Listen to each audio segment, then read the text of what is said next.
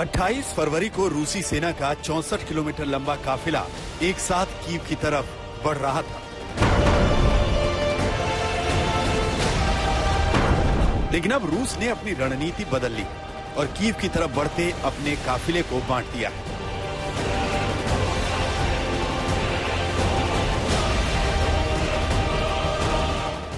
ताजा सैटेलाइट तस्वीरों से खुलासा हुआ है कि रूसी सेना के काफिले को तितर-बितर करके अलग अलग जगहों पर तैनात किया गया है। पहली सैटेलाइट तस्वीर कीव से 30 मील दूर उत्तर में एक गांव की है, जहां रूसी सेना के रॉकेट, आर्टिलरी और सप्लाई ट्रक्स ने कीव पर हमले के लिए खेतों के किनारे फायरिंग पोजीशन ले ली है। दूसरी सैटेलाइट तस्वीर कीव के नजदीक लुब्यांका के जंगलों में रूसी काफिले में मौजूद बख्तरबंद गाड़ियों और टैंक को कीव के नजदीक शहरों के रिहायशी इलाकों में घूमते हुए भी देखा जा सकता है। और बाकी का काफिला जो सड़कों पर दिख रहा है, उनके बीच अब दूरी बनाकर आगे बढ़ा जा रहा है, जबकि पहले पूरा काफिला एक लंबी लाइन में चल रहा था। सैटेलाइट तस्वीरों से खुलासा हुआ है कि रूसी सेना का काफिला एंटोनोव एयरपोर्ट के पास भी मौजूद है, जो कीव से 18 मील की दूरी पर प्रिबिस्क शहर में सड़कों पर फैला हुआ है। ये सैटेलाइट तस्वीरें बता रही हैं कि पुतिन ने कीव पर कब्जे के प्लान में फेरबदल किया है। आखिर इसकी वजह क्या है? कीव का सवाल है, ना सिर्फ कीव अब 3 तरफ से उनकी फौजें लगातार आगे बढ़ रही हैं। एक खबर यह भी आई है कि जो बहुत बड़ा कॉलम नॉर्थ में था, उसने अपने आप को 4 हिस्सों में बांट लिया है और जो हिस्से हैं वो अपने आप को दक्षिण और पश्चिम की तरफ जा रहे हैं, ताकि कीव की घेराबंदी चारों तरफ से कंप्लीट कर सके। उसके बाद जैसे ही डिप्लोमेसी फेल होती है, जैसे ही ये बातचीत किसी निष्कर्ष पर नहीं पहुंचती और बातचीत बिल्कुल समाप्त हो जाती है, मुझे लगता है उसके बाद ही हमला होगा कीव पर। और जो ये हमला होगा, ये बहुत ज्यादा घातक होगा और बहुत स्विफ्ट होगा। कीव पर कब्जे के लिए आगे बढ़ रहे काफिले को पहले तो कई दिन तक रोक कर रखा गया और फिर काफिला कीव के आसपास तितर-बितर हो गया। इसकी एक वजह यह है कि यूक्रेन की तरफ से आर्टिलरी फायर और अटैक से बचने के लिए रूसी काफिला तितर-बितर हुआ है। कीव के पश्चिम में इरपिन और पूर्व में ब्रोबरी के अंदर रूसी काफिले को यूक्रेन की तरफ से काउंटर अटैक का सामना करना पड़ रहा है और भारी नुकसान उठाना पड़ा है।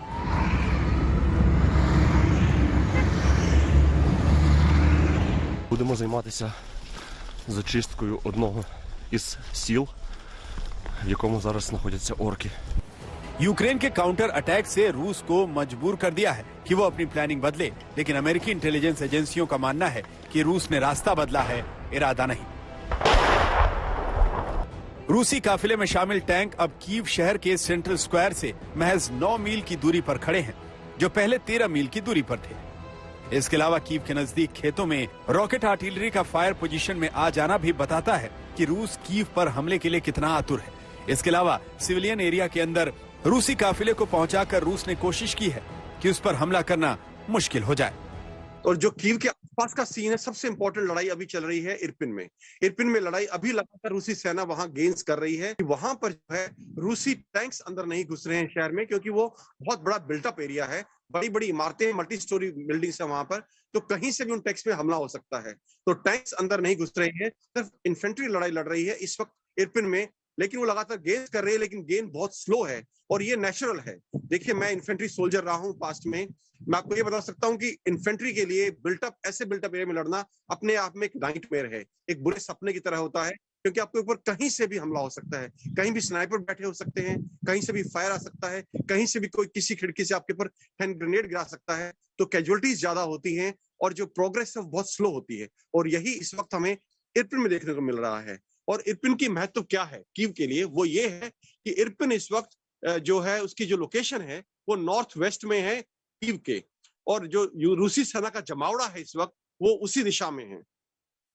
तो अगर उन्हें कोई लार्ज स्केल अटैक करना है कीव के ऊपर, तो उन्हें वो शहर क्लियर करना जरूरी है, वो एक्सेस क्लियर करना जरूरी है, नहीं तो जो उनके लॉजिस्टिक चेन है, खाना पीना है, अम्यूनिशन है, रसद है, वो नहीं पहुंच पाएगी, और उसके बिना एक सक्सेसफुल अटैक कीव के ऊपर पॉसिबल नहीं है।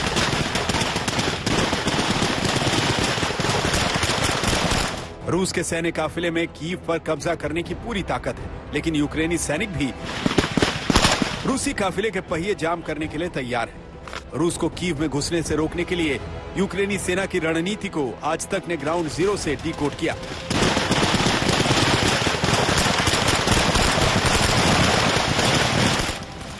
इस समय रूस की सेना तेजी से ब्रोवरी के इस इलाके में आने की कोशिश कर रही है और यहाँ पर टैंक बैटल्स की खबर आ रही है। तेजी से लोगों को यहाँ हटाया भी जा रहा है।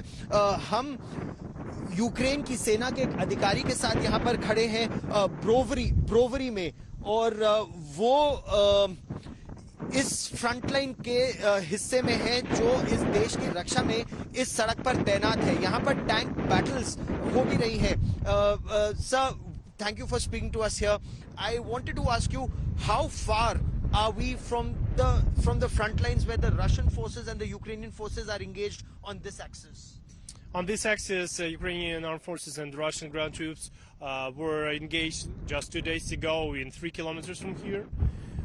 But right now they retreated further down the roads and spread across the village over there. रोकने का प्रयास पुरजोर कर रहे हैं, लेकिन धमाकों में तबाही काफी हो रही है। जिस सड़क पर हम हैं, यहाँ पर लगातार विस्फोट भी हो रहे हैं और जो गाड़ियां सुरक्षित नहीं निकल पाती विस्फोट की जद में, वो आ भी जाती हैं। लेकिन यही वो सड़क है जो राजधानी कीव की तरफ जाती है, और इसी सड़क पर ब्रोवरी में इस समय लड़ाई चल भी रही है। तोप के धमाके आप सुन भी सकते हैं। यहीं से रूस के कई टैंकों को ध्वस्त करने का दावा किया है यूक्रेन की सरकार ने, लेकिन अब डर इस बात का है कि एक बड़ा हमला जब होगा तो कितनी देर तक यहां रोक सकते हैं रूस की सेना को।